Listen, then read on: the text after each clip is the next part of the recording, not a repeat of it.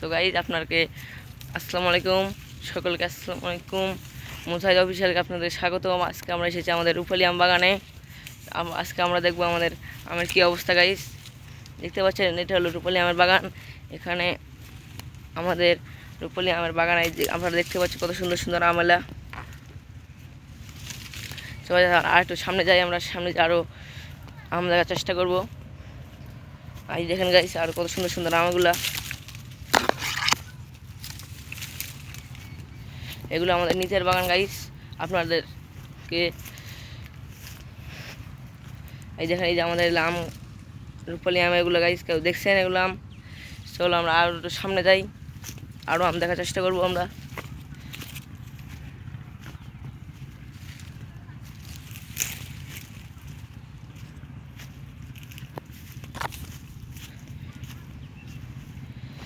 এইটাই যে দেখছো কত বড় বাগান আমাদের গাইস। সকলকে আপনাদের দেখাচ্ছে এই জায়গাটা আমাদের অনেক বড় বাগান। ওইদিকে অনেক দূর আছে গাইস। তো এইদিকে আছে, এটা আমাদের মাঝখান গাছ। এই যে এইদিকে এগুলো হলো আশিনাম। এই যে এগুলো আশিনাম গাইস। আসেন আমরা একটু সামনে যাব।